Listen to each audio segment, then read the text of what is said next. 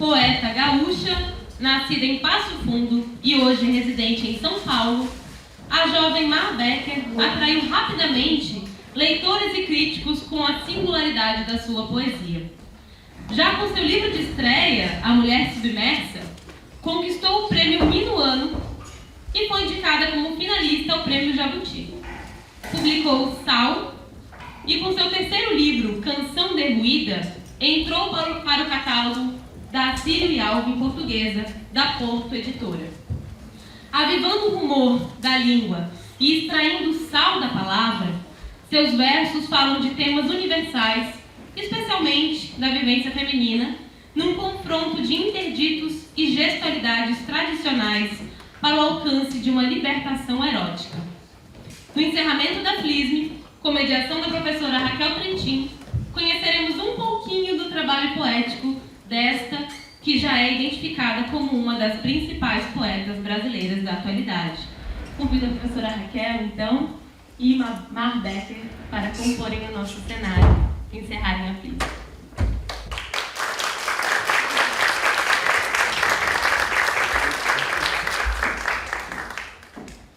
Antes de nós começarmos o nosso bate-papo aqui, e convidar a equipe que nos ajudou a realizar a FLISM, que tem nos ajudado, né? Muitas dessas meninas, o Pedro também que está lá em cima, elas já estão trabalhando para a FLISM, né, conosco há alguns anos. Né? A Esther vocês conhecem desde a primeira edição, não é, Esther? Então, é também por elas que nós, professores, insistimos em manter a FLISM e fazer a FLISM.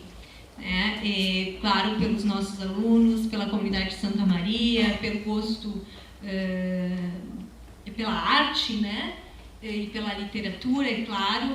Né? Mas vocês sabem como é difícil organizar um evento, né? Ainda mais no nosso caso, que essa organização ela é realizada em meio a outras atividades acadêmicas. Né? Essa semana eu dei aula, né, todos os dias. Queriam que eu fosse uma reunião, e essa eu consegui driblar, né? Mas então não é fácil organizar um evento. Né? Então eu gostaria de pedir, né, para elas que viessem aqui na frente, para vocês que vocês estão convivendo já, né, Esther, todo mundo, né, e eu gostaria de pedir também uma salva de palmas, né, eu queria destacar também que as artes desse ano foram feitas pela Natácia. Tá? Onde está a Natácia? Ali. Nós incomodamos muito a Natácia, eu incomodei muito a Natácia, tadinha, né? E a Camila também trabalhou, a Camila Stenhors, que é nossa mestre em linguística, mas está aqui na literatura com a gente, e ainda bem, né? Do nosso lado também, enfim, então assim, eu gostaria mesmo de agradecer vocês, né, e pedir ao público uma salva de palmas.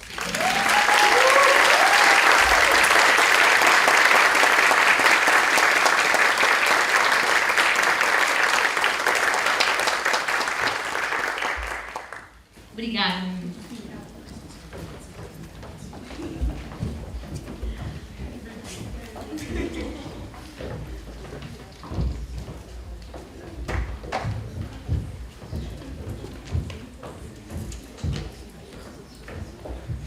Bom, então agora vamos à nossa conversa, não é, Mar? Já desde o ano passado, eu e o Gerson idealizávamos, né, trazer a Mar Becker para conversar conosco na FLISM. Nós chegamos a conversar, né, e não conseguimos achar agenda, enfim, né? E este ano, finalmente, então nós estamos concretizando, né, essa vontade de ter aqui a oportunidade, né, de conhecer, de ouvir mais de perto a Mar, que muitos de nós acompanhamos pelo Facebook, né? Foi assim, inclusive, que eu comecei a ler os seus poemas, né? Então, ou Instagram, né? Eu sou ainda uma mulher de Facebook, né? Então, fazer o quê, né? Isso, então, lhe agradeço de antemão, né? Por ter aceito o nosso convite, né? Eu vou tentar aqui cozer uma conversa, para usar talvez um terceiro, uma conversa, né? Uma expressão que é cara à sua poesia, né? A partir dos retalhos de alguns dos seus poemas, né? Então, também para nós irmos conhecendo a poesia da Mari Becker, né? Para quem não conhece ainda, né? E para irmos aproveitando, degustando, né? Esses versos, né? que nos dizem tanto, tá?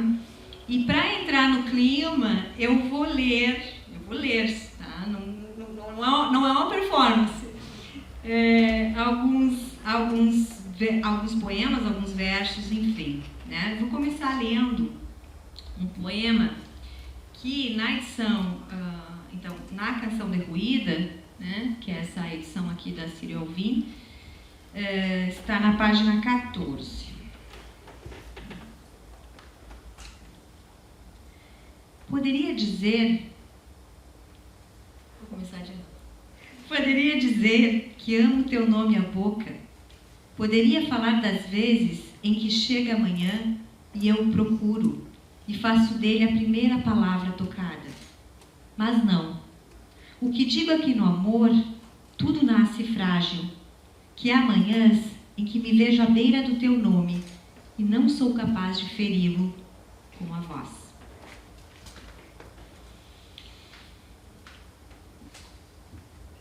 Eu queria ler também um outro poema que eu li na rede social, que diz o seguinte: aproxima-te do amor sem muitas perguntas. Apreende-o impensado, intocado ainda. Sem perguntas, aproxima-te, como se descobrindo no tempo, um tempo sem palavras, em que amar seja ter medo de que, se chamado o amor, esse pássaro se assuste.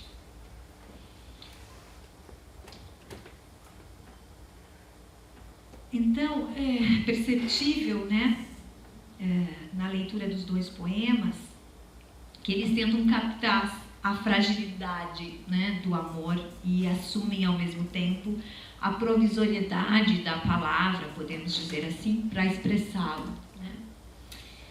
Poesia sempre falou de amor, né?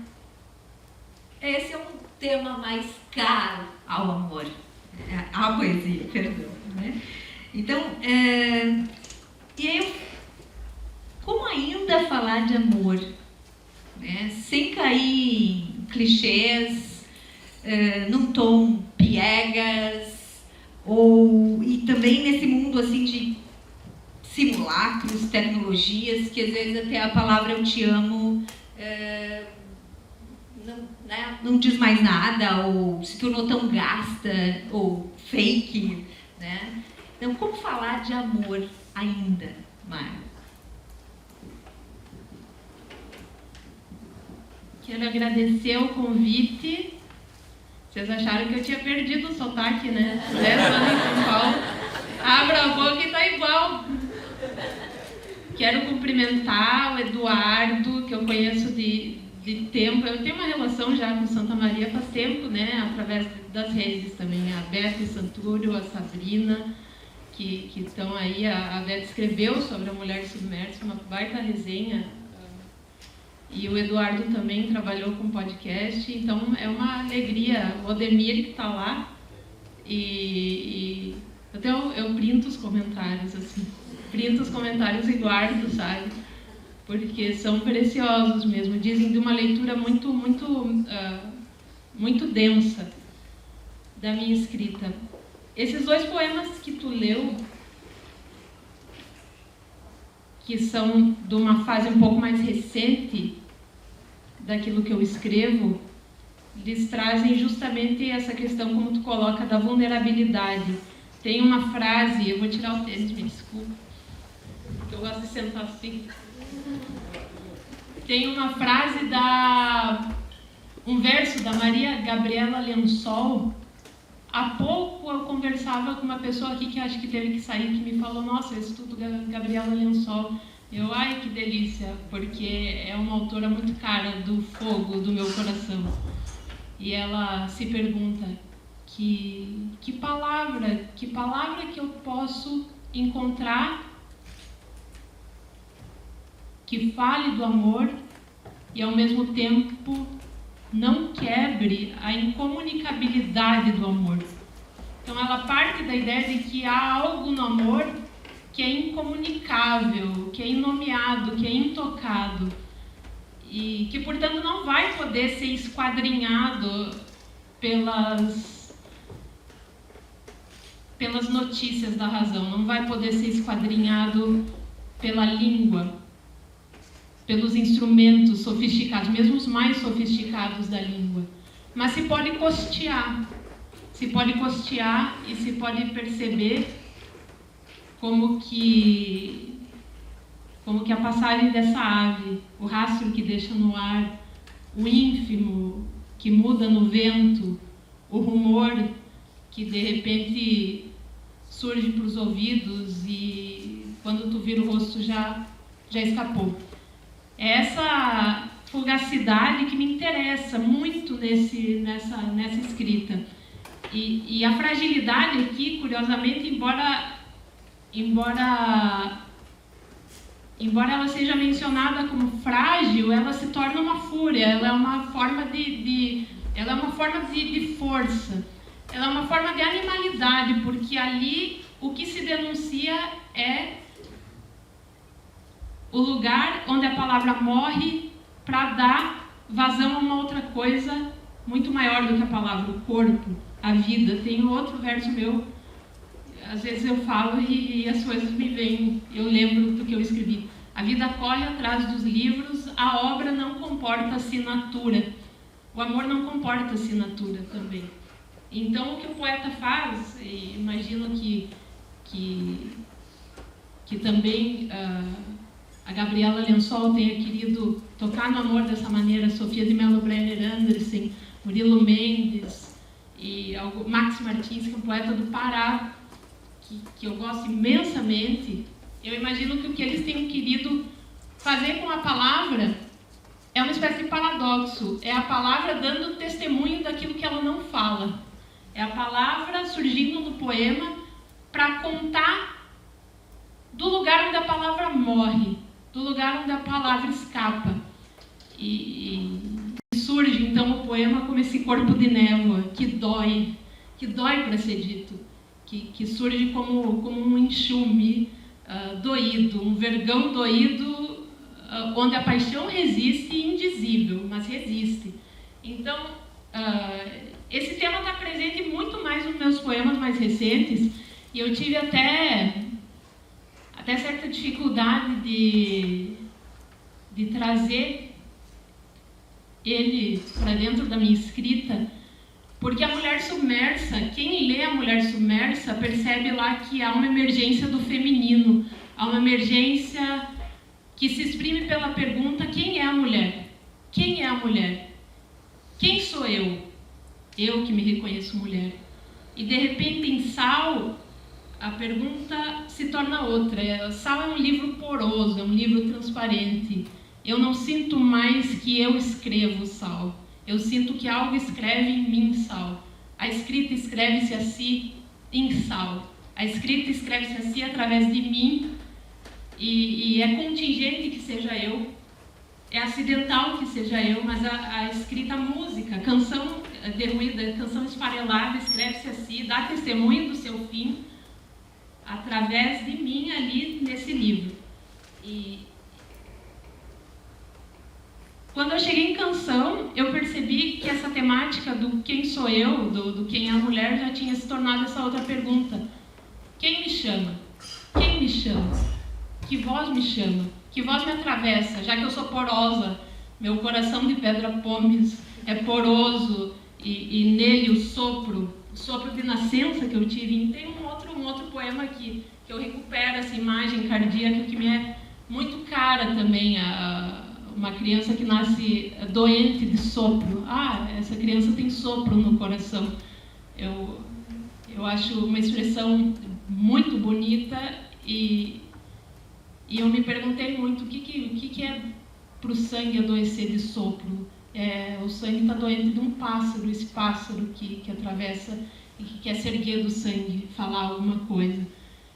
E em Canção Derruída eu sinto que essa porosidade do próprio texto e essa pergunta, quem me chama, teve muito mais força. Aí a minha dor era perceber aquele público da mulher submersa que ainda buscava a mulher como identidade, e de repente eu me afastando um pouco, enquanto na mulher submersa a mulher tem rosto, em Sal, em Canção Derruída, a mulher vai perdendo o rosto. É uma mulher não mulher, é uma mulher em recusa, é uma mulher que escapa, insidiosa, infiltrosa. Ela é mais afeiçoada às matérias voláteis. Então se torna mais difícil. E eu tinha muito receio, assim. Eu comentava com o Domênico, meu marido, eu faço um escândalo, assim, no íntimo, para choradeira minha. Eu falava com o Domênico, eu conquistei um publicão, assim, pá, né? O pessoal do feminismos, né? Porque é mais de um, assim, são correntes, reverberando o livro, bradando o livro, e de repente eu construo, ou decanto a partir disso, uma estética muito mais sussurrante, mais íntima, mais difícil, mais tênue. E agora, quem que vai me ouvir se eu falo assim baixo? Quem que vai me ouvir? Vai todo mundo debandar. Então eu tinha medo, bastante medo. Eu tenho segurança sempre, assim, eu já convivo com isso tranquilamente.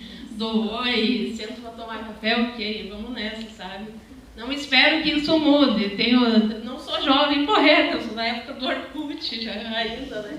Então, assim, o meu e-mail é Yahoo, sabe? Eu tive a maior vergonha. O cara lá no hotel, quando eu cheguei, vamos fazer o seu cadastro e tal, qual que é o teu e-mail? Yahoo.com.br. Nem conhece, né? Não existe mais o Yahoo, né? Terminou esse site, só tem um e-mail lá, porque deve ter cláusula legal que não pode acabar o e-mail, né? Então eu sou dessa época, né? E o que eu estava falando? É muita divagação. Mas é isso, gente. Eu tive essa insegurança. Eu agora percebo em Portugal a recepção do Canção Derruída muito boa, né? Tem me alegrado muito. Eu percebo que apesar desse receio, eu não pude abrir mão de um projeto estético mesmo. E o quanto isso é importante. Vai haver sempre embates aqui e ali, mas não abrir mão daquilo que arde em ti. Aproveitando esse trajeto, já um certo trajeto, né, que tu fazes aí em relação à mudança sutil, né, existente entre os seus livros, né? Eu retomo outros 2 versos, né, também de Canção Derruída, em que a voz lírica, né, afirma: assim minha vida queima, desterrada, errar pelo caminho, cumprir-me a mim mesma como extravio. Fiz um corte aqui, né? São 2 versos de um poema mais longo, né? Assim minha vida queima, desterrada, errar pelo caminho, cumprir-me a mim mesma como extravio. Então, aproveitando o mote, né? Eu te peço, né? Para que tu nos conte um pouquinho, né? Desse caminho da poeta Mar Becker, né? Também foi errático, por onde a Mar se extraviou, vamos dizer assim. Tem que trazer algumas informações biográficas, agora vocês vão dar risada bastante. Eu tenho uma irmã gêmea, Marielle, E acho que a Beta, as gurias já sabiam, né? O Eduardo também. Provavelmente acho que eu comentei isso. Eu sempre comento porque é uma informação muito importante, muito presente na minha escrita. Eu comecei a ler junto e a escrever junto com uma irmã, junto com uma outra, em diálogo com, e ouvindo também. E sempre entre mulheres. Os homens, eu tenho 2 irmãos, tenho um pai, meu irmão é jornalista esportivo, corintiano roxo, faz live lá no meu timão.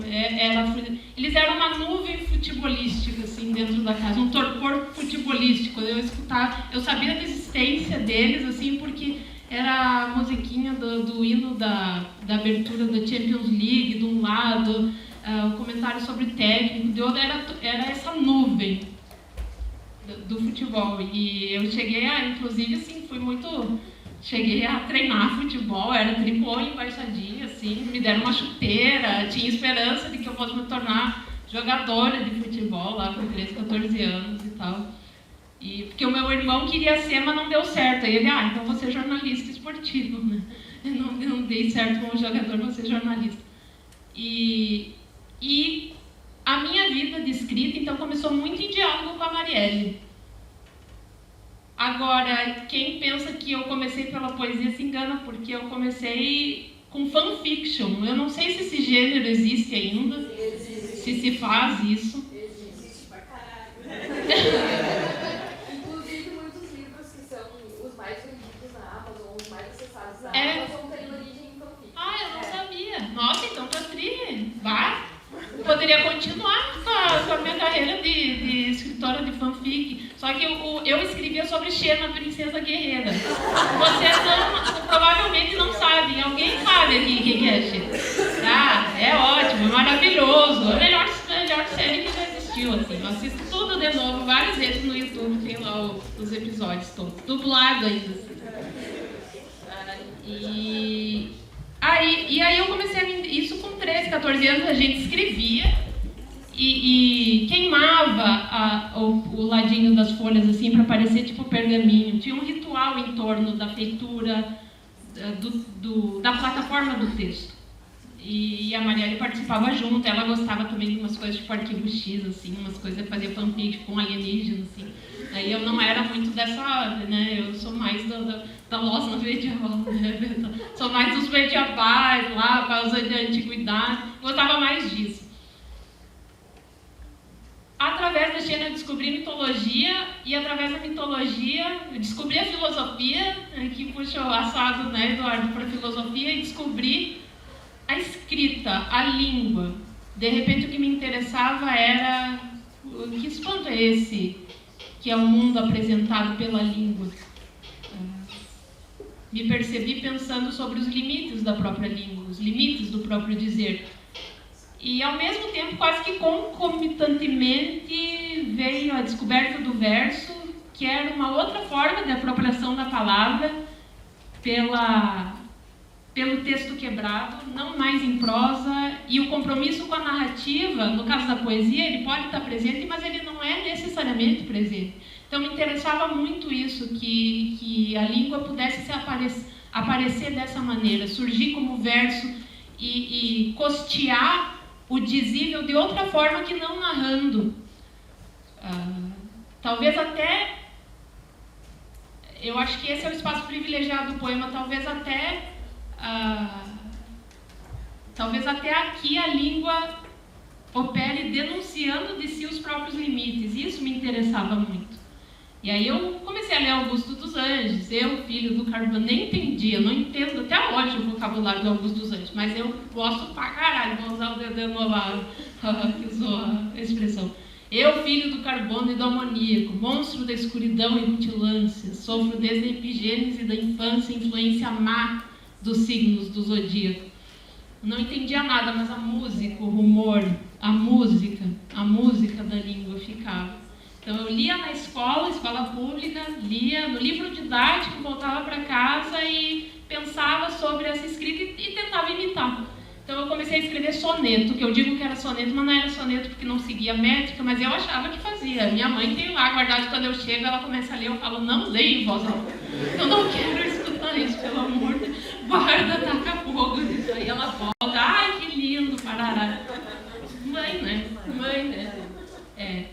Então, aí vieram as redes, né? Antes disso, eu comecei com conexão de escada. Eu entrava depois na internet, depois da meia-noite, esperava para pagar 10 centavos de conexão, ficava 1 hora tentando conectar, estava ocupado. À 1 da manhã eu conseguia conectar, ia para o ensino médio de manhã, dormia à tarde para poder ficar na internet de noite. Em chat, claro, né? E também pesquisando sobre poesia. Eu encontrava algum autor na biblioteca municipal, buscava no KD, não era o Google, era o KD, www.kd.com.br. E encontrei lá o Cultura Pará, do Vasco Cavalcanti. Eu comecei a ler poesia pela internet, assim. Por isso eu sou muito contra o discurso que vilaniza a internet. Para mim, rede social, acesso a redes, foi o que permitiu o alcance. Acho que eu não estaria aqui hoje, né, Raquel, se de repente a gente não tivesse topado em Facebook, em Instagram.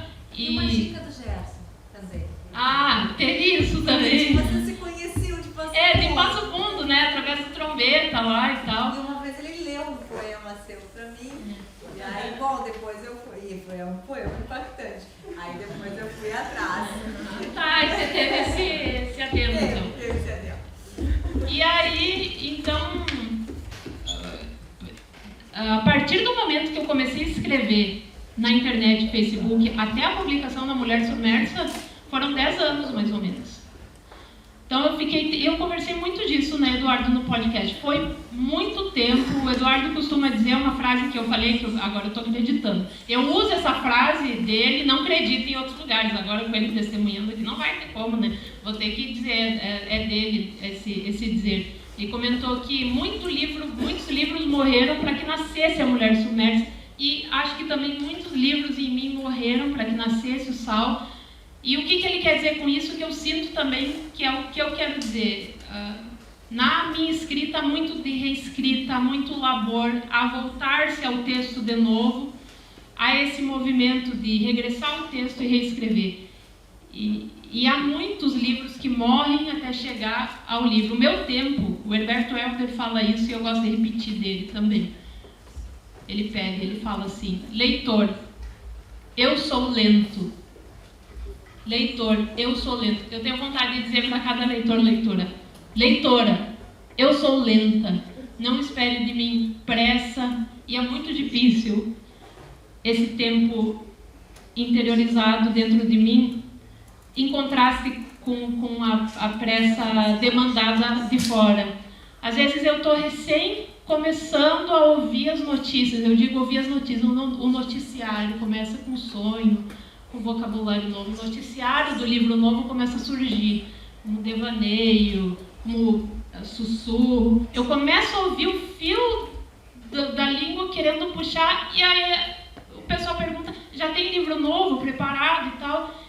Então há um descompasso, porque esse rumor da música dentro do texto, ele é um rumor lentíssimo, é um rumor tarkovskiano, é um rumor daquele cinema do Tarkovsky, assim, que as tomadas amplas, vagarosas, aquela garoa. Eu falo disso no Ares, no Sal, que é um texto sobre esse período em Passo Fundo.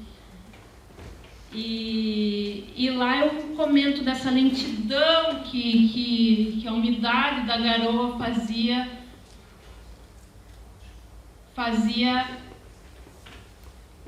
surgir na casa. Eu comento dessa lentidão da qual a casa adoecia, entorpecida, como que intoxicada pela garoa, pela umidade, pelo mofo, pelo cheiro de mofo.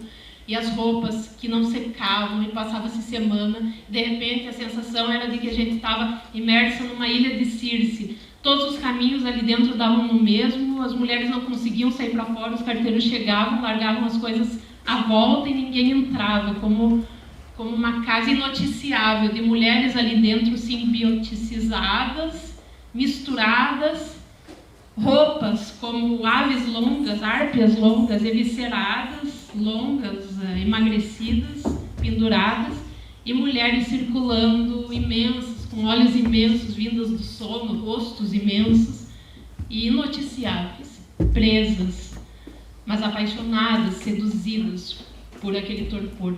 Eu não sei exatamente o que esse enigma em mim quer dizer e por que ele lateja dessa maneira, mas há algo nas imagens, por exemplo, nessa imagem que arde aqui. E é essa lentidão também que eu sinto enquanto eu escrevo, esse devir lento do próprio escrever. É muito difícil para mim, por exemplo, cumprir esse período como eu tive que cumprir da Semana Sesc, depois vir para cá, assim, eu ficava com o Domênico, lembrando, o Domênico, meu marido, me lembrando dos compromissos práticos. Agora, Uber, tal, hora tal, tu tem que ir tal lugar, dá tanto tempo até chegar lá, tu tá compreendendo isso, porque eu me perco, assim, é muito difícil esse referenciamento, sabe? E eu adoro que as pessoas façam isso por mim, porque Deus me livre de fazer. Eu mesma, sabe? Tu vês o mundo. Nossa, ficava lá, porque tu acha que... o que essa louca tá fazendo às 3 da manhã postando na internet? Ela tem que estar dormindo para uma manhã também inteira, né? Eu ia te fazer uma pergunta justamente sobre esse teu tempo, né, de revisão e de também compartilhamento dos teus poemas com o leitor, né, e depois a revisitação desses poemas. Mas eu acho que você já me respondeu. É bem perceptível também nos teus poemas, né, Mar, essa extração de lirismo, e as tuas falas já sugerem isso também, de um cotidiano prosaico, né, um cotidiano que todos conhecemos, né, que fala toda a gente, vamos dizer assim, né. Eu vou ler só um pedacinho, né, tá em Sal também, aquela... passagem que você fala das 5 lições de amor. Em que a tua irmã entra, a tua mãe entra, quer dizer, né, da voz lírica, vamos dizer assim, né? Mas, enfim. Então, aqui, a 3ª lição de amor veio da boca da mãe. Melhor não deixar serviço para o dia seguinte, ela dizia. Melhor não ir para o quarto dormir com a cozinha suja. Não deixar a louça para lavar. Resto de Nescau nos copos, farelo espalhado pela mesa, tu e tua irmã, também as frutas, vocês escondam sempre. Cubram com um pano de prato, ponham na geladeira, tem que cuidar, que de madrugada os espíritos vagam com fome. E aí, até uma sobra de doce de abóbora na lâmina da faca pode chamá-los a entrar e comer.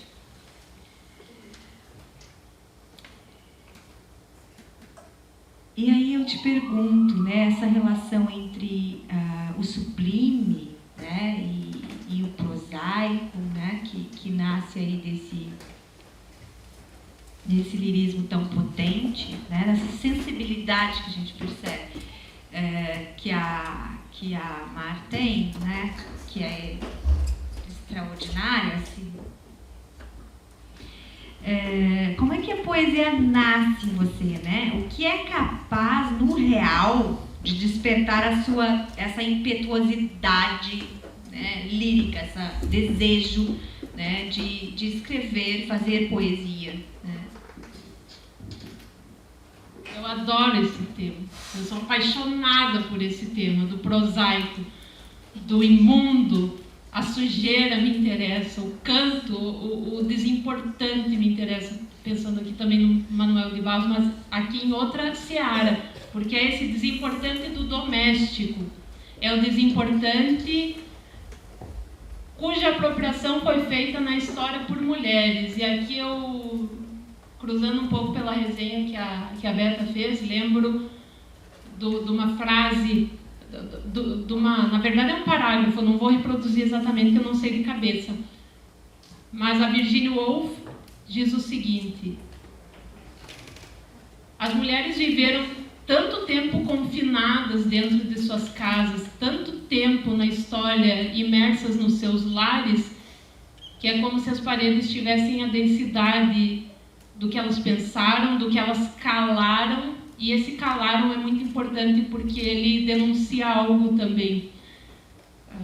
Se essas paredes pudessem dizer assim, a gente teria uma literatura vastíssima, séculos de literatura feita por mulheres.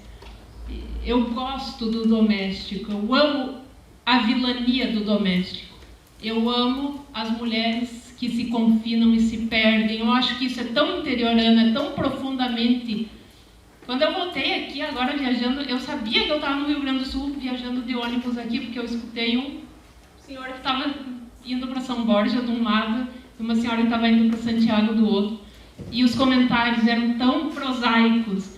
E eu pensava, isso eu não escuto em São Paulo, eu não escuto em metrópole. Isso é arraigado à terra, é terrunho. É terrunho, é muito enraizado. E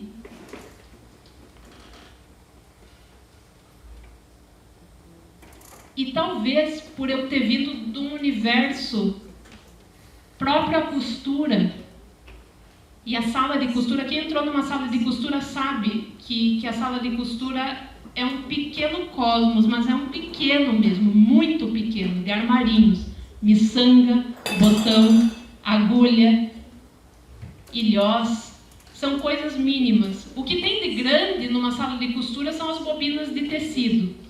Elas sim são grandes, mas havia... O que eu tinha a meu dispor naquela sala era um pequeno cosmo, muito do ínfimo, muito do detalhe. E as manequins, que eram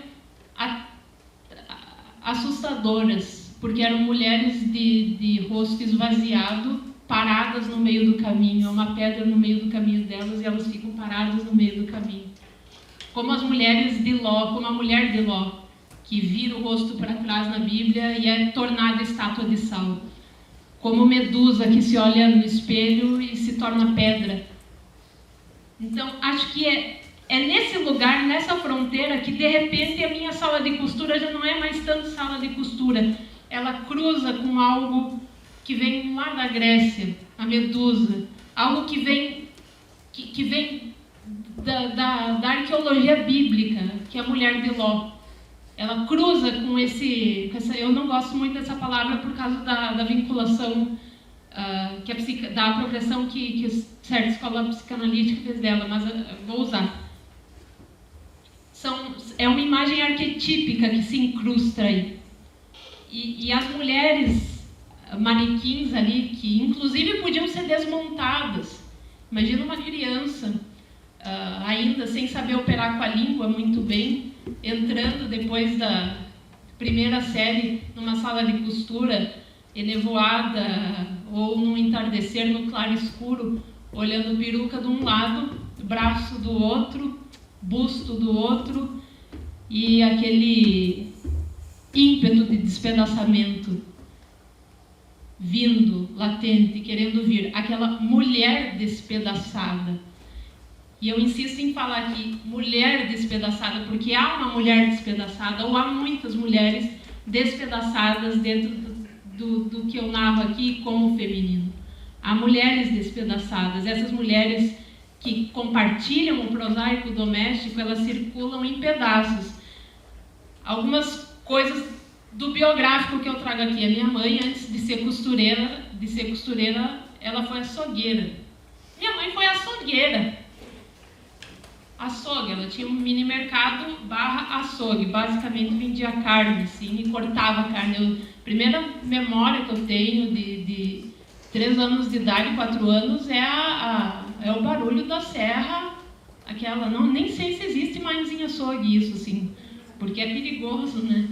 É aquele barulho quando ia a carne mole, de repente chegava no osso, aquilo se tornava agudo, assim. E eu via aqueles pedaços de carne, linguiça, frango, em ganchos. E depois a minha mãe decidiu trabalhar com outra área, foi ser costureira, que é o oposto. Eu digo, ela trabalhou com corte e costura. despedaçamento e depois com sutura. Ela é uma mulher dos Frankensteins, basicamente. Ela é uma mulher do monstro. E há a menina monstro aí no livro. Eu gosto dos monstros. Eu gosto de trabalhar com o teratológico, com o estranho, com o bizarro. As árpias. Ontem a Luísa Romão na fala aquela do Sesc, ela falava que quando a gente pensa em Ulisses, ou Odisseu, navegando, e a gente lembra que ele ouvia o canto da sereia, a gente imagina, o imaginário comum imagina que as sereias eram mulheres formosas, com mulher padrão. E as mulheres, as sereias, as árpias, elas eram monstros, eram horríveis, grotescas. A mulher que fala, e eu acho isso devido, eu não acho isso equivocado. Eu acho que a mulher que fala é uma mulher perigosa mesmo, ela é monstruosa nesse sentido, como os monstros são perigosos, como a sombra e o escuro é perigoso. Então essa árpia que fala dentro dessa casa, ela é uma mulher que no prosaico, no mais banal, vai dar notícias do terror. Vai dar notícias de que essa casa, com esse discurso de fachada aparente, pode desmoronar por um regime de infiltração do feminino.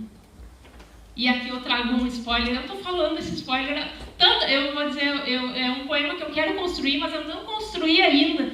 E aí eu fico pensando, nossa, quando vier esse poema, não vai mais ter o impacto que eu esperava, porque eu estou falando dele. Todo mundo já vai saber, mas vamos lá. Porque é muito pertinente isso que tu está dizendo.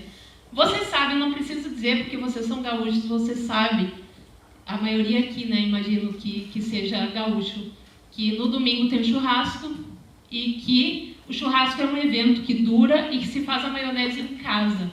E que se faz a maionese costumeiramente batida à mão. A minha é excelente, a minha maionese. A tua é? Mas tu bota Mas leite? a minha mãe é melhor.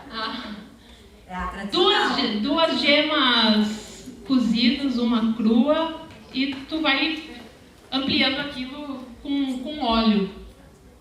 E tem algo que a minha mãe dizia e que eu ouvi de outras mulheres, que era o seguinte: se tu começou uma maionese, tu começou e termina. Porque não pode ficar rodando por muitas mulheres, porque desanda. Eu adoro essa palavra, desanda. Essa palavra que carrega uma dissonância, carrega o vacilo, o erro, a falha. E eu me peguei pensando, nossa, que imagem. Se o prato passar por muitas mulheres, por mãos de muitas mulheres que ali emudecidas, em surdina, passam esse prato, a maionese começa a desandar. E eu imaginei, se muitas mulheres começam a sussurrar uma com as outras, a circular pelos cantos da casa em surdina e a denunciar algo da casa, os fantasmas da casa, a casa pode desandar, pode derreter. Um museu de cera construído nos trópicos começa a desandar da mesma forma que essa maionese ali. Eu imaginei até a fofoca, sabe? Que é tão denunciada a fofoca, e as mulheres fofocam e se reúnem para fofocar, e a fofoca é um exercício de resistência feminino. Porque não pode, aquilo que não pode vir no discurso em aberto, que seria censurado se viesse, é compartilhado pelos cantos em surdina. E isso se torna uma força. Através disso, por exemplo, vem as denúncias. Foi através de fofoca que se descobriu, por exemplo, que na minha família minha avó não tinha se suicidado, tinha sido morta pelo meu avô. Quando eu falo que uma casa pode desmoronar pela infiltração dos sussurros do feminino, eu falo mais ou menos disso. Mas, enfim, né, essa fusão lírica mesmo da mulher com a casa, né? Eu não sei se você ainda quer acrescentar alguma coisa, né, mas sobre isso, né, mas é muito forte. E não só com essa relação com o habitar, né, com o morar da casa, essa exploração do morar no sentido amplo, né, de habitar, mas também da própria conexão com os objetos da casa, com as memórias que esses objetos evocam, né, com esses espectros que habitam a casa, né, essas sombras, enfim, né, não sei se...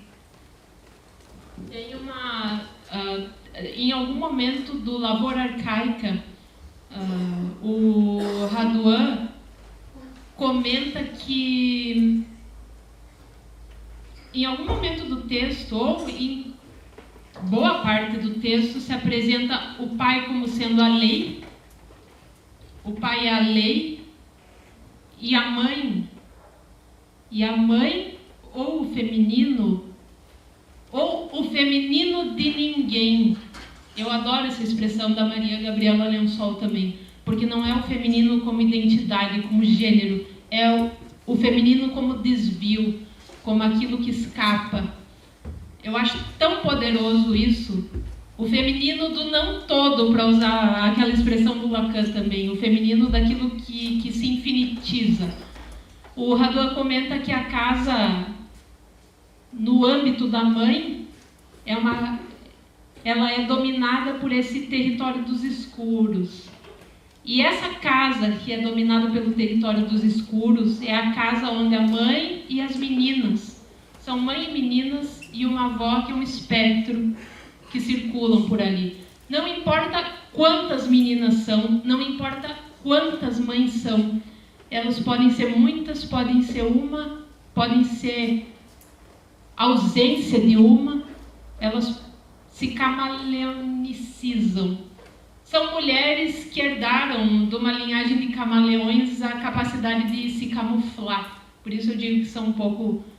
Deve ser daí que veio a teoria do septiliano. Né? Porque répteis... Eu gosto dessa ideia da mulher como camaleônica, como capaz de se imiscuir pelos objetos, de se misturar pelos objetos. E a figura da dona de casa, que foi uma figura há tanto tempo vista como resignada ao lar, como submissa às regras do lar, no caso do que eu tento, se torna uma figura perigosa, se torna uma figura vilânica, porque ela conhece os meandros do lar, ela conhece faca, ela conhece fogo, ela conhece através das golas que ela passa com ferro de passar, o próprio movimento daquele corpo, a própria linha por onde circula aquela jugular. Talvez tenha até notícias de como o sangue circula. Ela pode matar sem deixar rastro, porque ela sabe muito bem, através das linhas do tecido, de marido, filhos, filhas e todos. Então é uma mulher senhora do lar, nesse sentido trágico, shakespeariano, nesse sentido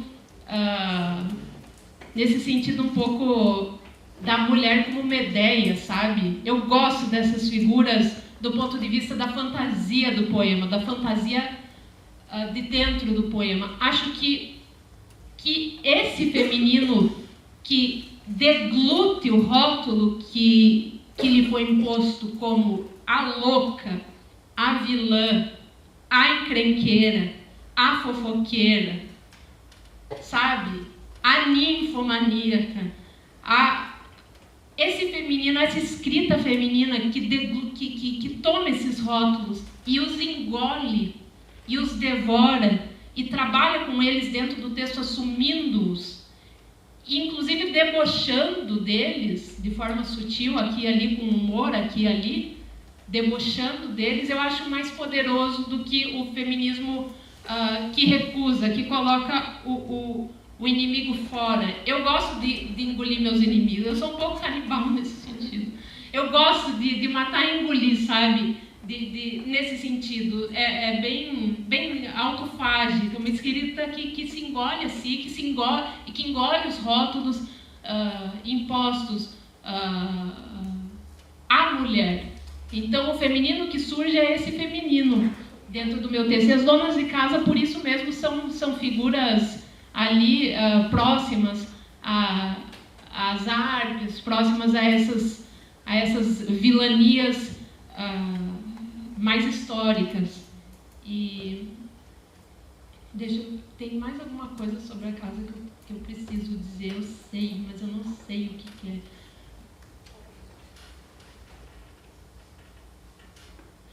Que a casa não é necessária. Quando eu falo a casa, às vezes as pessoas se imaginam... Da mesma forma quando eu falo Passo Fundo. Quando eu falo Passo Fundo, é Passo Fundo e não é Passo Fundo. Passo Fundo é uma coisa aterritorial no texto.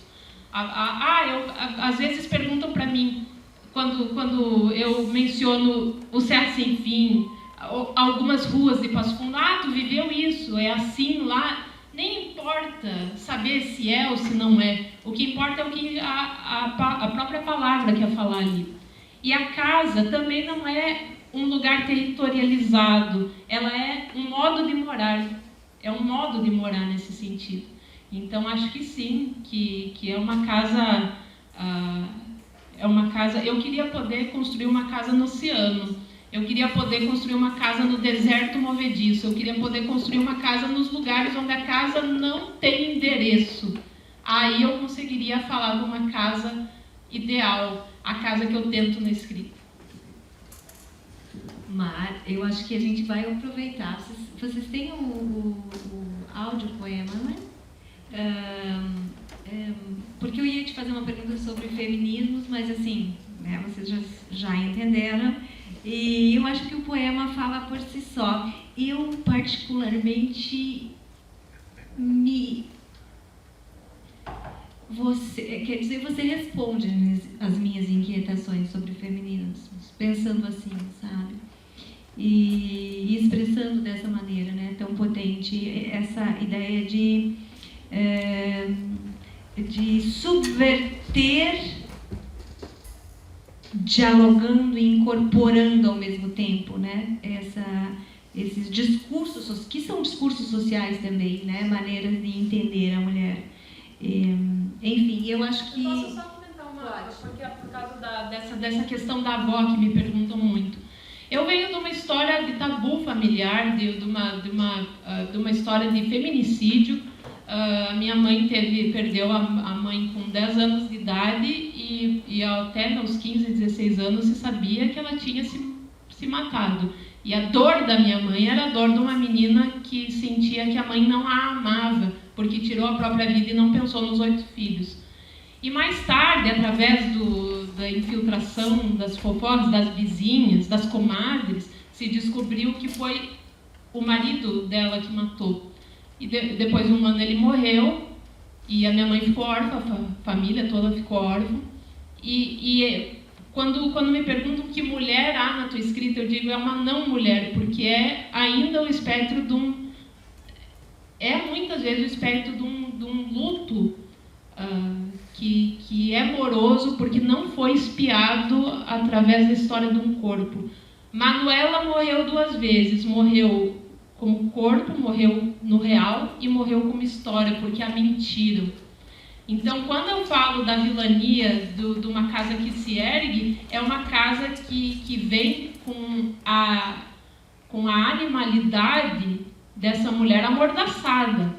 E que não é só Manuela, porque não é só Manuela que foi amordaçada. É minha mãe que carregou essa história, é um pouco de mim também. É um pouco das mulheres em geral. Eu recebi muitos retornos de muitas mulheres que vieram comentar comigo em inbox sobre violências, e a gente sabe das inúmeras que não são necessariamente, às vezes não são violências de corpo, mas são violências psicológicas, são diversos tipos de violência, e de alguma maneira acho que a mulher submersa, e o Sal também continua, porque essa figura do corpo sumido é muito forte. Eu acabei criando como que uma afeição a um território da ausência, sabe? Eu gosto de circunscrever, de embalar assim uma criatura ausente. uma criatura cujo rosto se coloca, sou a recusa do rosto a todo tempo, porque a avó que foi Manuela é uma avó da qual eu não tive imagem do rosto. Eu só fui descobrir bem mais tarde. Eu sabia que ela era parecida com a Marielle, com a minha irmã. Eu sou mais a cara do pai. Mas eu olhava a Marielle e pensava, através dos teus, olha só como a vida é vingativa, porque não adianta querer apagar, ela vai voltar. Ela volta. As mulheres são todas iguais e voltam umas pelas outras. Só antes então das meninas da Camila.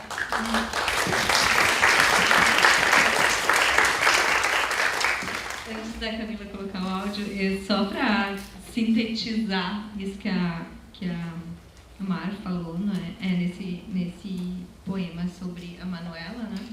Manuela, vó, um corpo que falta, morta que se foi sem história. Tu morres indefinidamente, sem rastros, sem vestígios. Por outro lado, nos versos seguintes, essa voz se mantém como lua aberta, tentacular hidra, água viva espraiada em nevralgia. Eu acho que sintetiza muito a força, né, dessa ausência que permanece. Né? Enfim, vamos ouvir então? Eu acho que talvez a gente consiga batalha.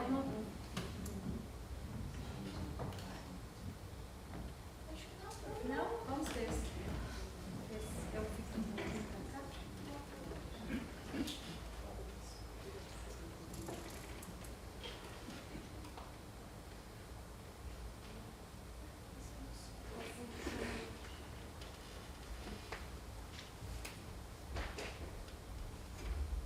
Não captou o som de novo? Chegou a Começa de novo.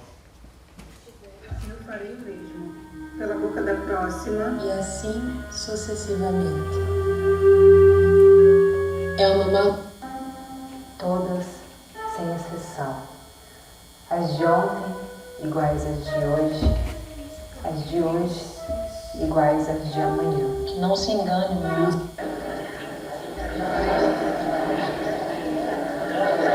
As mulheres são todas iguais. Todas, sem exceção. As de ontem, iguais às de hoje. As de hoje, iguais às de amanhã. Que não se engane, Não se engane, porque em breve, porque pronto, su ex a ex dele voltará através de mim. para decirle por mi boca lo que não pode dizer pela sua. Eu farei o mesmo, pela boca da próxima. E assim sucessivamente. É uma maldição. É uma maldição. Entrarmos na vida de um homem como se fôssemos cada uma só. Com o passar do tempo, nos tornamos todas iguais. Juramos sempre o mesmo amor no começo. Rogamos sempre as mesmas pragas antes de bater a porta no final. Sempre a mesma garganta, a mesma língua de gárgula. As mulheres são todas iguais. Por isso, quando caminho pelo bairro, me reconheço nos olhos que me olham. Sou a moça parada à janela, translúcida. Sou a que atravessa o dia pensando em rosas. Rosas do povo, de Hiroshima, de Gertrude Stein, de ninguém.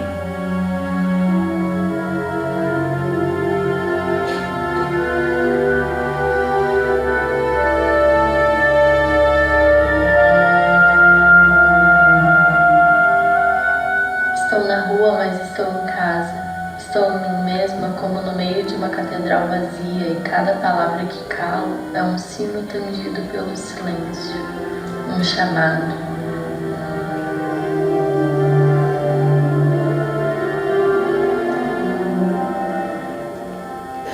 Li esses dias que os ciclos de sangue de mulheres que moram juntas se tornam sincrônicos. Vou mais longe. Digo que também passamos a nos encontrar em sonho. Nesse tempo, trocamos de nome umas com as outras. Falando em voz baixa.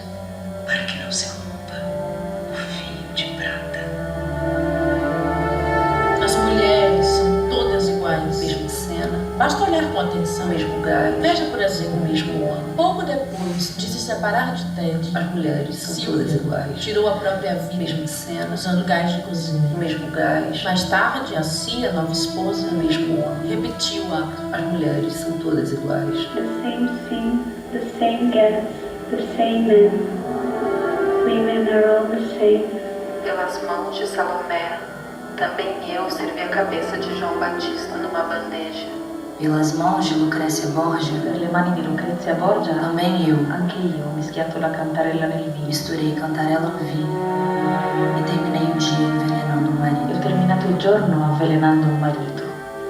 Esta noite meu amor se deitará com sua nova mulher. Esta noite, o meu amor se deitará com sua nova mulher. Nela estaremos Nela estaremos todas repetíveis, labirínticos espectros, espelhos, umas das outras.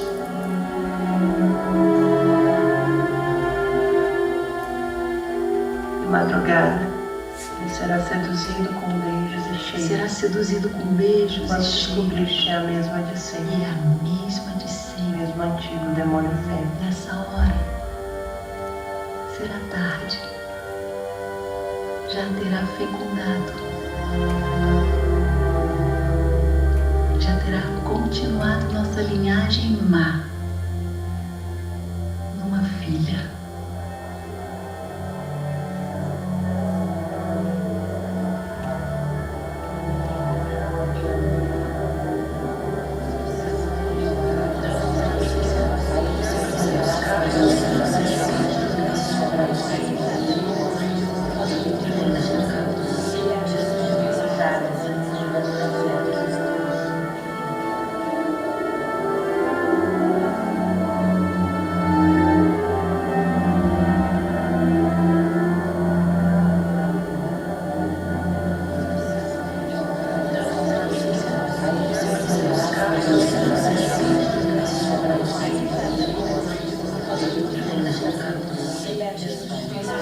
Antes de bater a porta.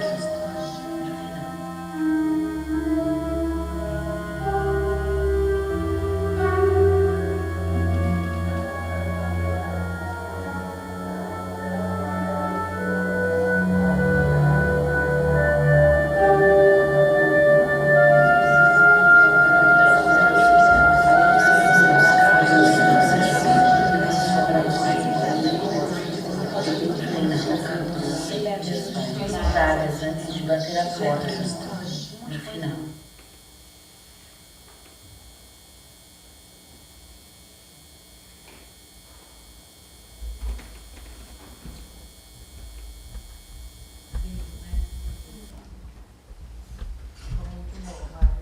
Não sei se você quer comentar ou se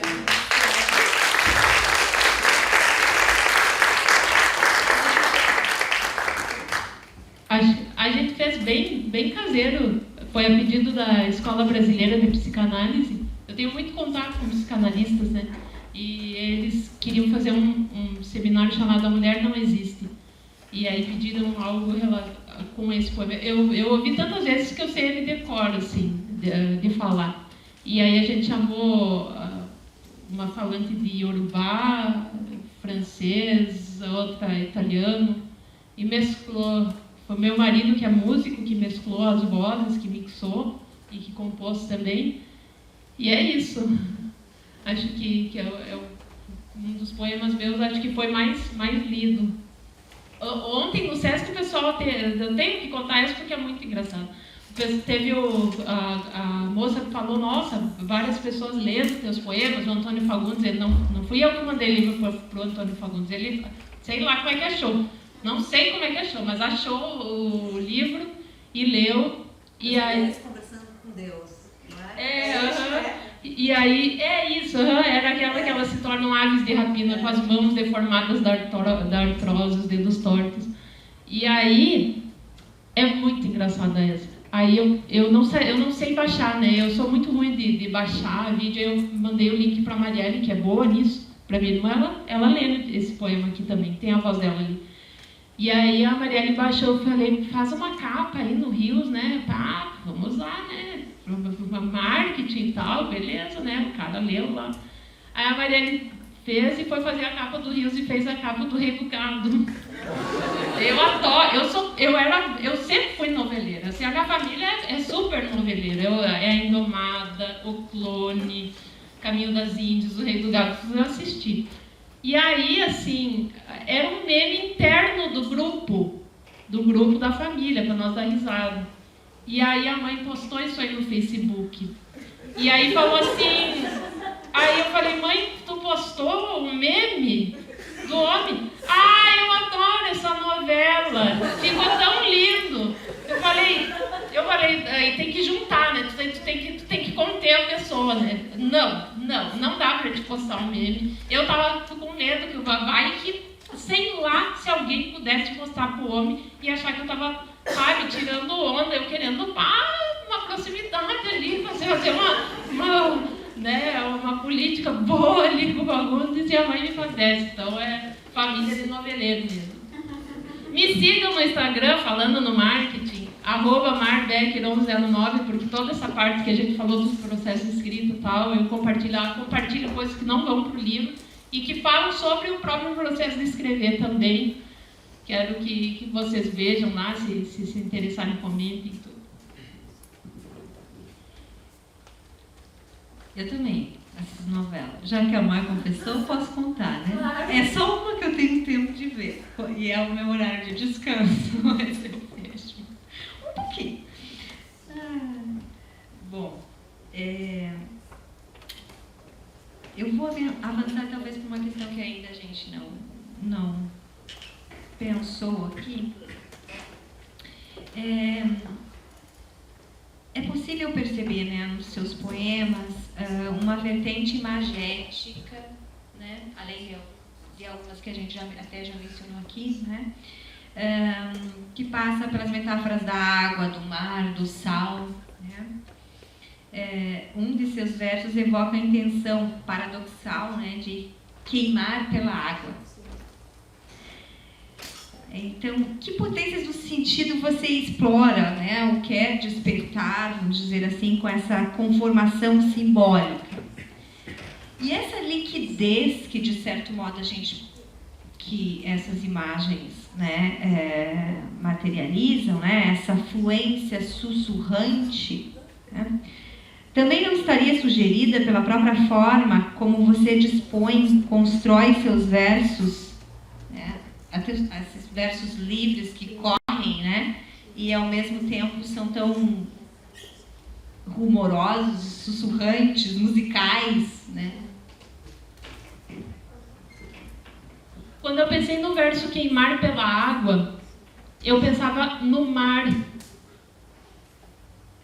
Experimenta entrar com o pé com algum corte ou com alguma ferida no mar, tu vai sentir arder, tu vai sentir queimar, o sal queima o corte.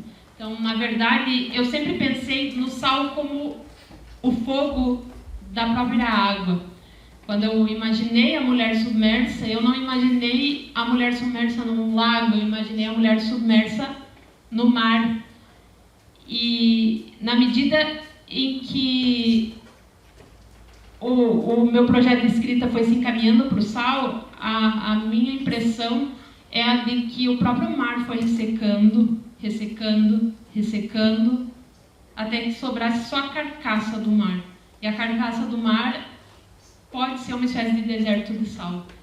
Então, em algum sentido, o sal rememora aquilo que foi cheia na mulher submersa.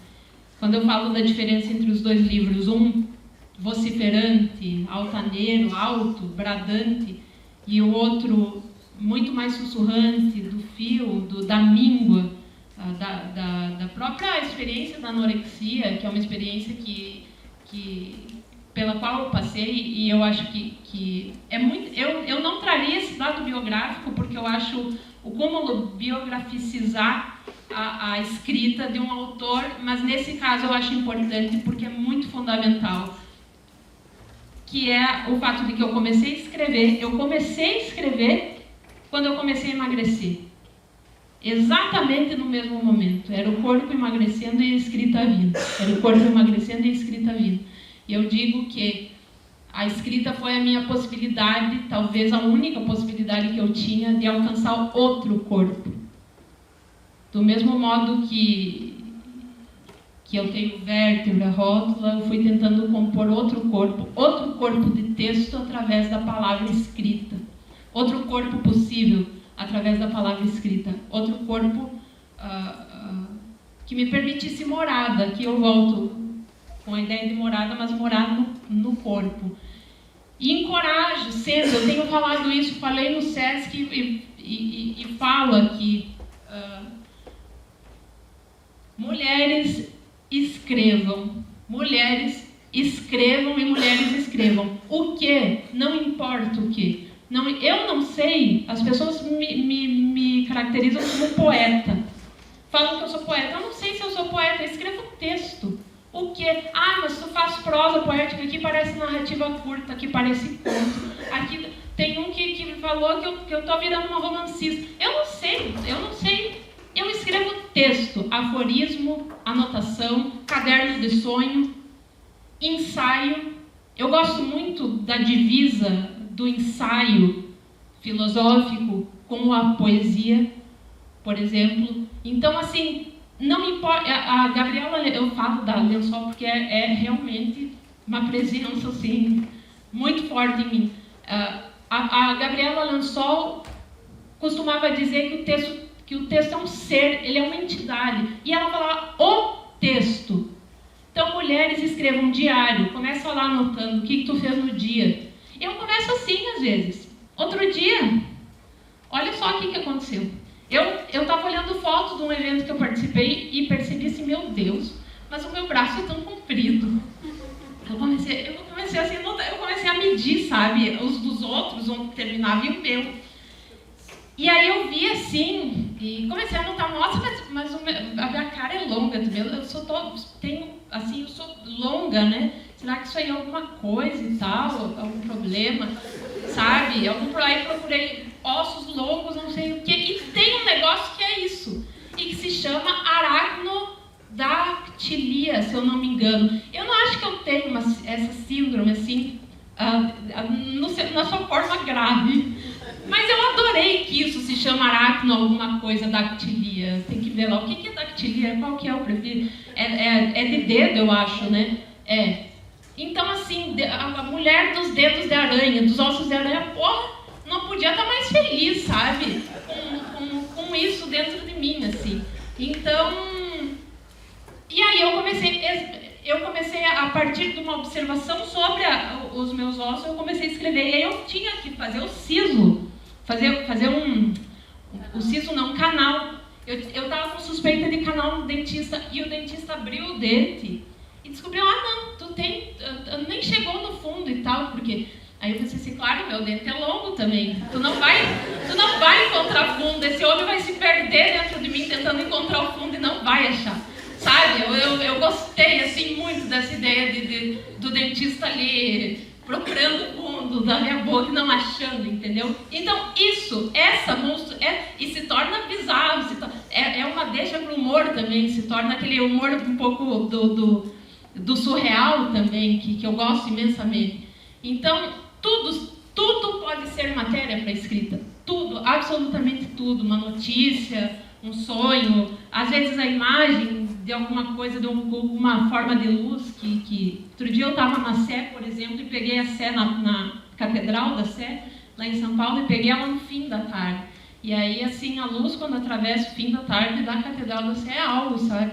Então, é preciso penetrar surdamente no reino das palavras, é preciso ir com olhos, ouvidos e outro sentido sem nome, muito atento, depurar isso. E eu acho que a escrita, o próprio exercitar da escrita ajuda a depurar. A escrita volta pra gente, a escrita cria a gente também.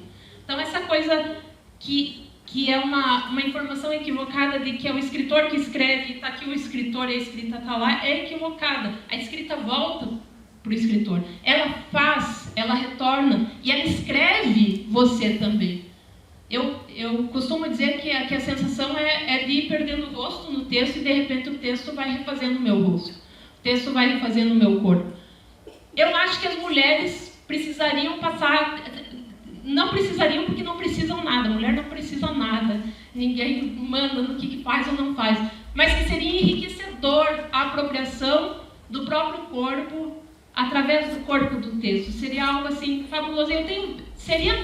Tem sido, porque muitas mulheres, o Eduardo nesse podcast conversou com muitas mulheres que têm escrito, e isso já está acontecendo, as mulheres estão indo para a literatura e a emergência do corpo, o corpo está em jogo dentro da escrita feita por mulheres, a casa, o escuro, o doméstico, essa força dessa literatura está vindo porque as mulheres têm escrito e mulheres têm que escrever cada vez mais, assim. Façam texto, sabe? É o que e a coisa que me deixa mais feliz é quando alguém me diz assim, e a felicidade é homem, mulher ou o que for, mas assim, quando é uma mulher eu sinto assim, nossa, entra em algum lugar meu que é de uma afinidade, sabe? Eu estou escrevendo porque comecei a te ler e me deu vontade de escrever. Isso é magnífico, assim, eu acho incrível, é uma... O que era a pergunta? Acho que já deu. Eu acho que você passeou assim por uma série. Aliás, assim, as minhas perguntas, elas foram todas respondidas que eu fui excluindo as perguntas, assim, então, aí fica fácil, né? Mas eu acho que tem eu não sei quanto tempo a gente tem, se dá para abrir para perguntas, mas eu teria mais uma ou outra pergunta, também posso voltar depois. Eu queria talvez falar de uma questão mais polêmica, talvez, mas que não tem a ver exatamente com a sua produção poética, né, ou direta.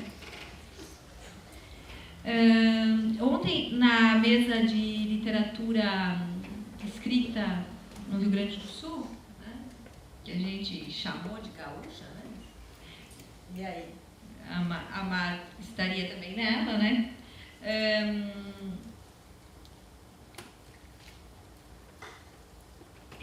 Falava-se, eu não sei, o Amel e o Tex estão aí, lembram disso, né? Falava-se da profissionalização do escritor de literatura, né, no Brasil.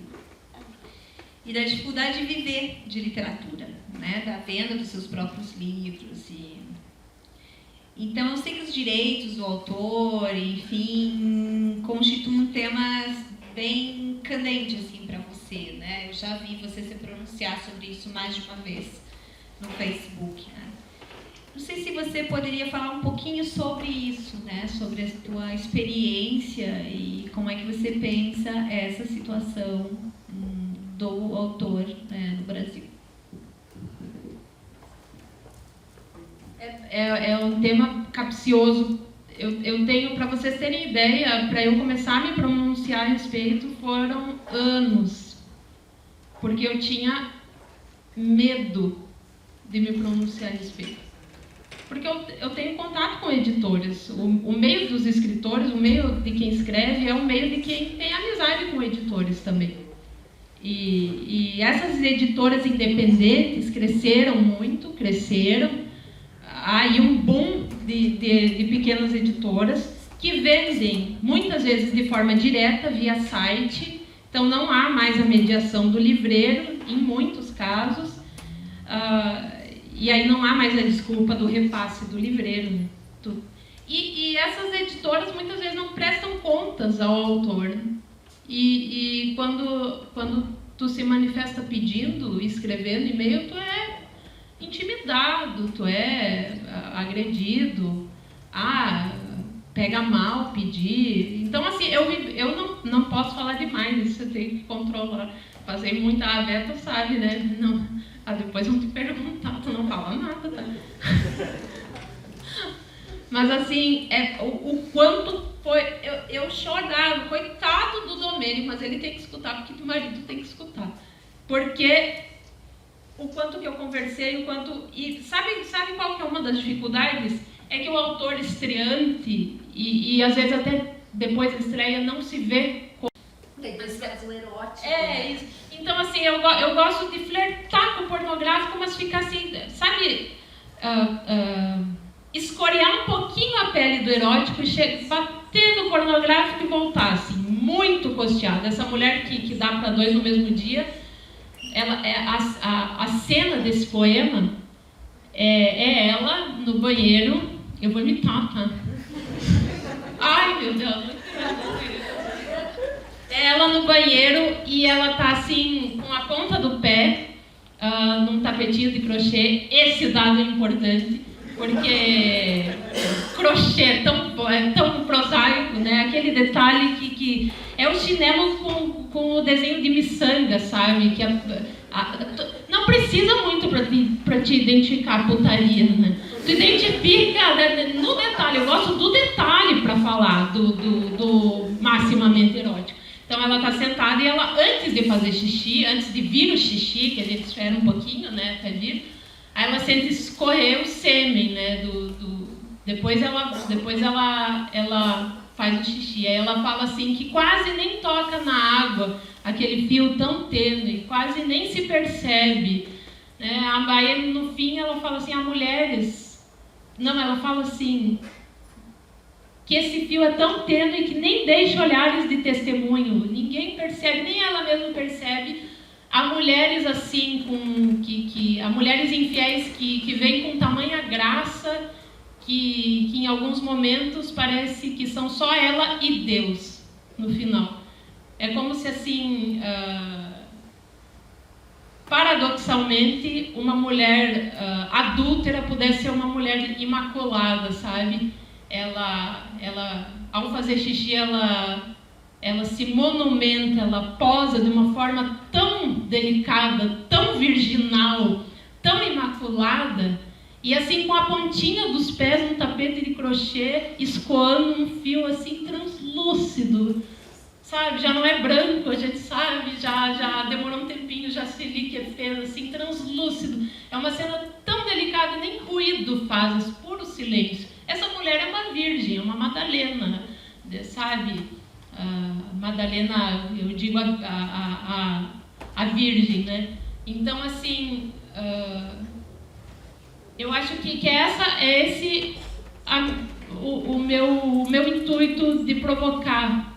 E o pessoal fica louco. Há mulheres com tamanha graça, adúlteras, infiéis. Algumas mulheres infiéis vêm com tamanha graça que são só ela e Deus, sabe? Essa mulher quer dar para Deus, tu entendeu? E esse é o perigo, assim. No fundo, é um pouco assim, ela é muito voraz, sabe? É uma ninfomaníaca, é muito voraz. Não sei se é ninfomaníaca, porque psiquicamente é ninfomaníaca, orgasticamente ela tem essa dificuldade do orgasmo, né? É uma mulher que goza, que flerta que joga, né? Dá uma debochada disso, assim. Então, é um livro, é uma plaquete, vai ter que ser uma plaquete, porque eu não consigo escrever isso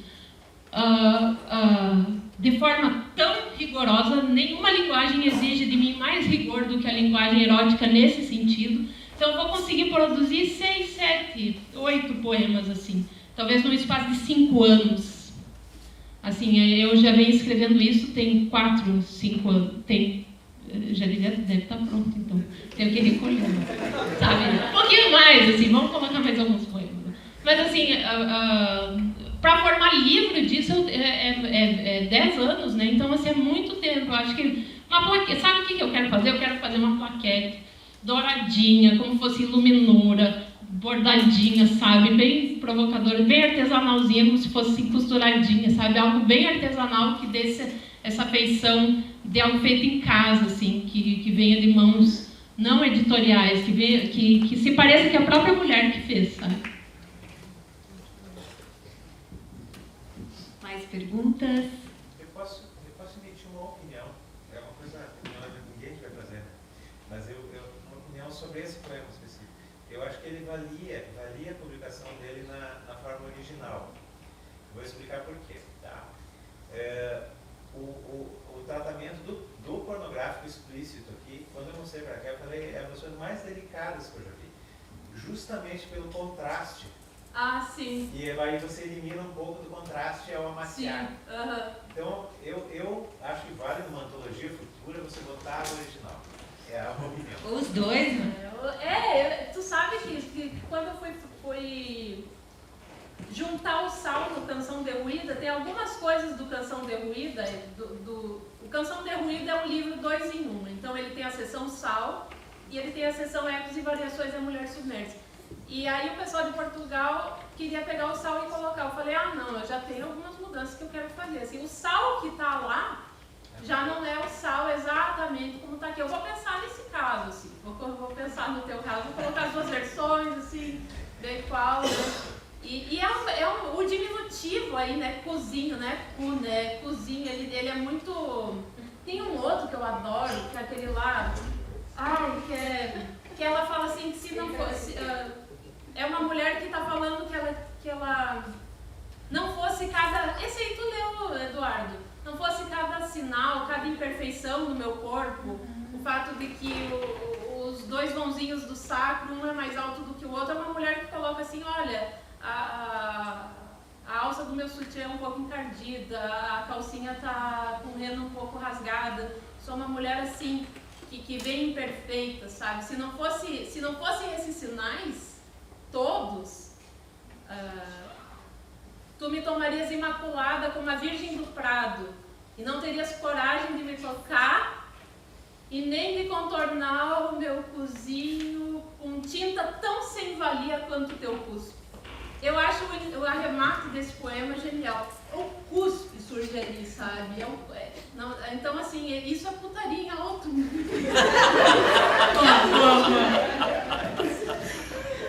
Tá todo mundo ouvindo mas tu vê que a gente passou por tudo, né? Por tudo, você viu? Deixa eu fazer uma proposta em público, porque daí te induz a dizer sim e também a gente fica num compromisso. Porque te ouvir é muito bom, eu adorei a tua presença aqui em Santa Maria, eu acho que não só eu, mas todo mundo vai querer mais. E a proposta é tu voltar aqui na UFSM, em Santa Maria, para a gente conversar sobre filosofia e poesia. Que super. Eu acho que tu é a pessoa mais certa para vamos lá. Podemos organizar isso? Claro, vamos. Mas Deus é livre. Estamos a palavra. Tu vê que o cara faz em público, né? Que eu não posso recusar agora. Não, mas eu ia aceitar. Claro, Eduardo, eu adoro. Nossa, é uma baita... Tu vê, agora eu tô indo em Passo Fundo, né? De repente eu conversei lá, também tava assuntando com o pessoal da filosofia lá. E vamos ver assim, sabe? Colocar filosofia também para tocar nesses temas, né? Não ficar, sei lá. Eu gosto, assim, o Gerson também vai muito por aí, né? Eu já tô combinado, então, tá tudo combinado.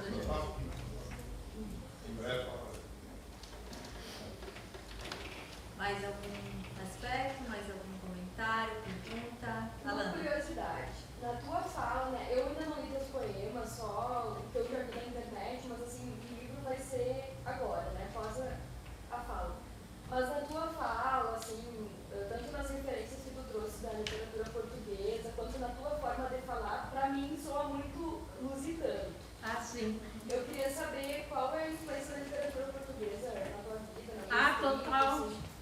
Nossa, demais, assim.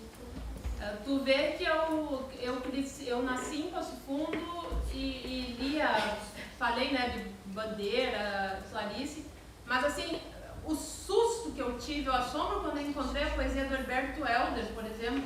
A aliança intrínseca entre o tênis o poemato, as musas cegas, o poemato deito-me, levanto-me, penso que é enorme cantar. Uma vara canta branco, uma cidade canta luzes. Penso agora que é profundo encontrar as mãos, encontrar instrumentos dentro da angústia, clavicórdios e alaúdes.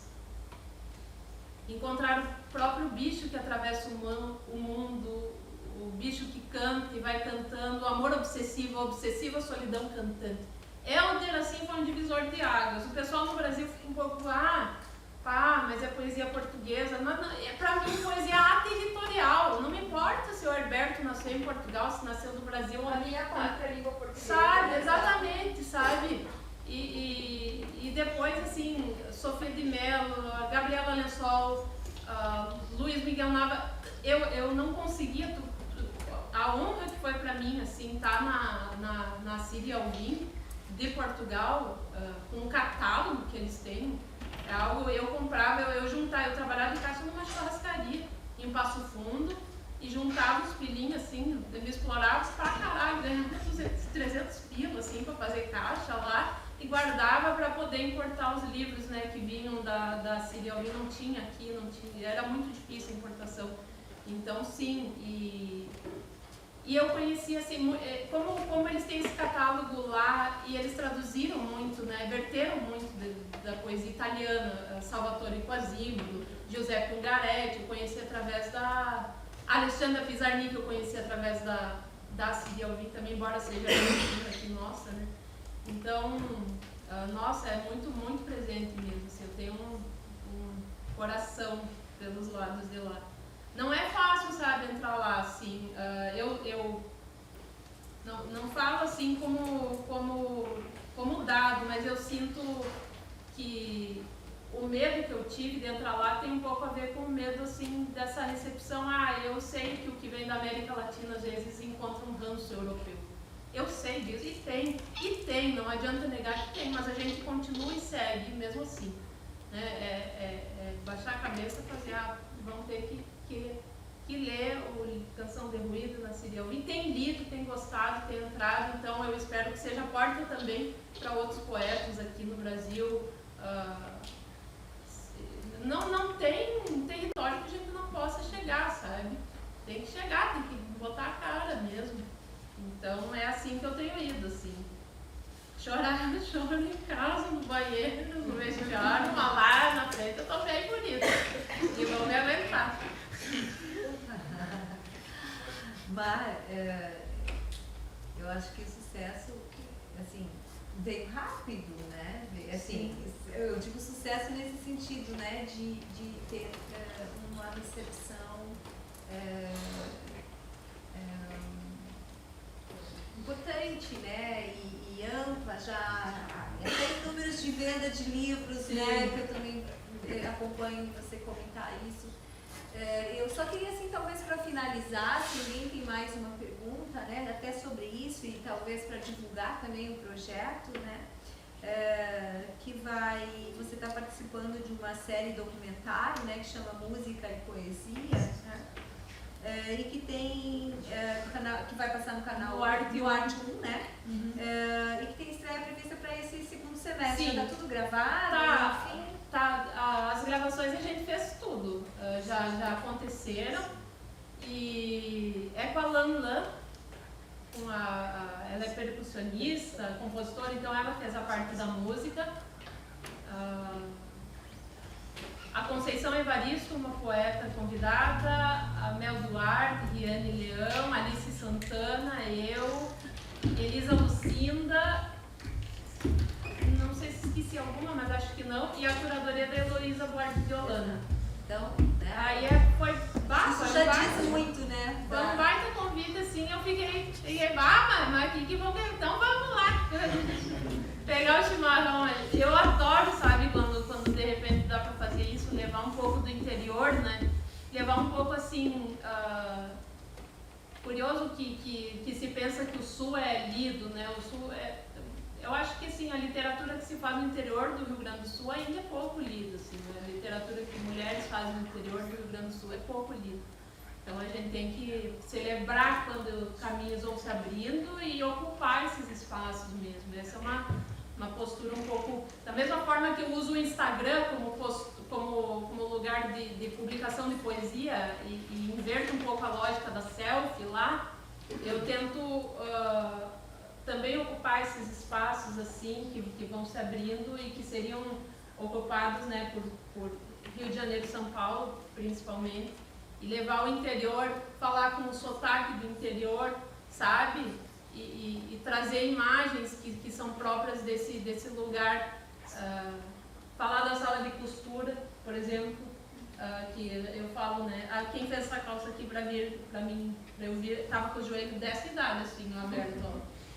Aí eu falei pra mim, não usa essa calça aqui, não tenho calça pra ir. Então vou remendar. São atitudes assim, performáticas, né? Eu digo que são performances de corpo propositais para que algo do muito vivo, do profundamente vivo dessas vivências lá, algo da minha mãe sentada na máquina de costura, nesse exercício tão particular e tão soterrado, porque não se ouve costureiras, elas são mulheres invisíveis, veem a cena, sabe?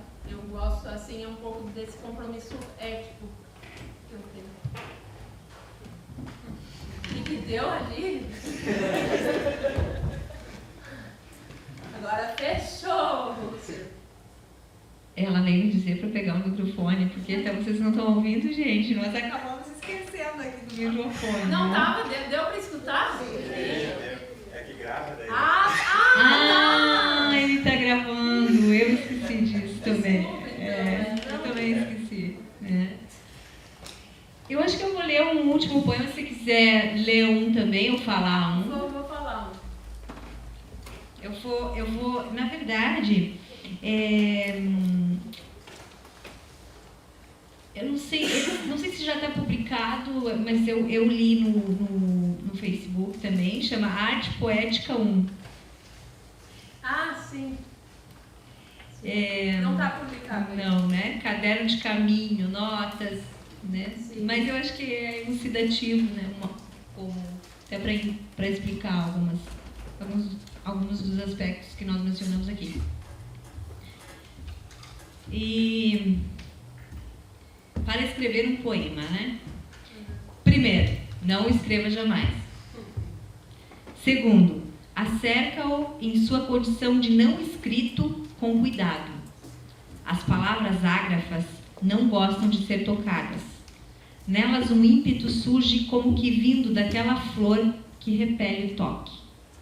Terceiro, se há mesmo uma distância ideal entre as mãos e o poema, então ela está ali, no mais perto que se pode estar da flor, sem tocá-la ainda.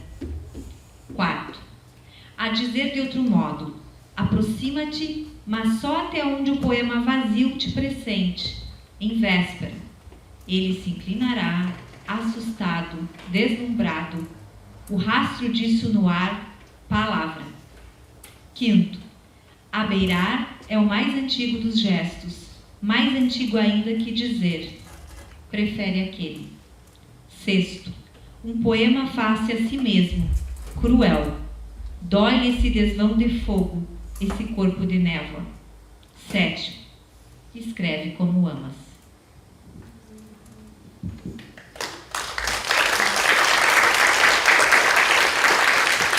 Sabe que eu percebi, tu falou da fama veio rápido, eu percebi assim do alcance da minha escrita quando finalmente eu ganhei uma hater. Tem alguém que me odeia muito, uma senhora chamada Julieta, uma senhora, eu imagino ela tomando dreger assim, sabe, fumando charme assim, me odiando, com voz assim de quem fuma anos, sabe.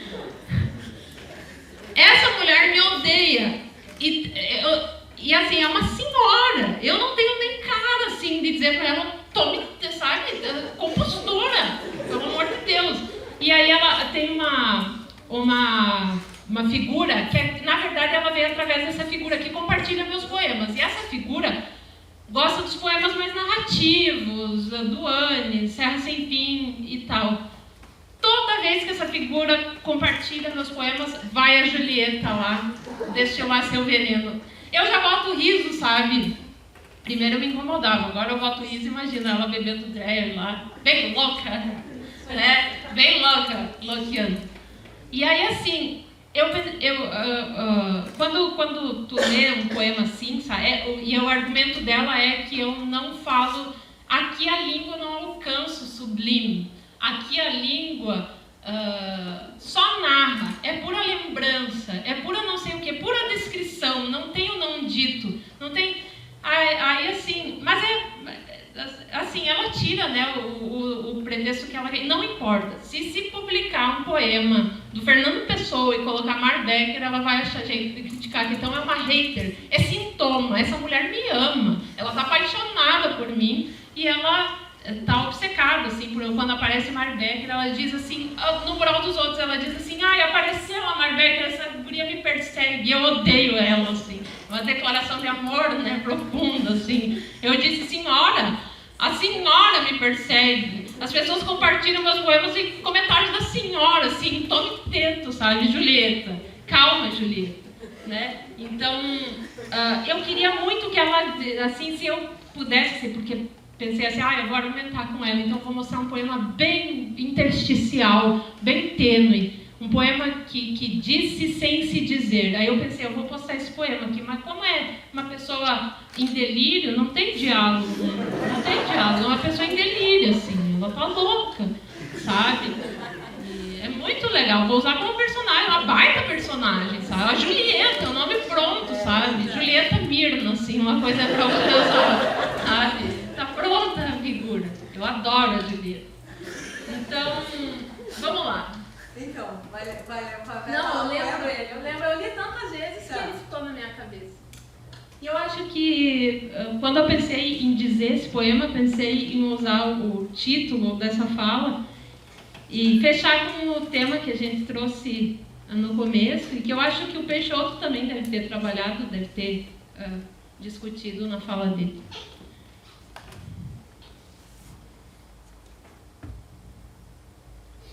Tornar o amor uma casa, erguê-lo como se ergue um lugar, abrigar-se nele.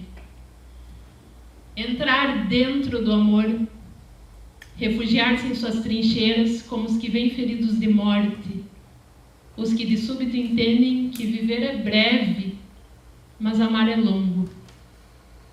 Torná-lo a tua mão que alcança a minha, a volta a um primeiro ato de misericórdia, o sangue marcando as ombreiras de nossas portas. Tornar o amor um esconderijo de infância, uma fresta na madeira, uma luz tênue, uma ave. Tornar o amor uma casa, torná-lo uma asa.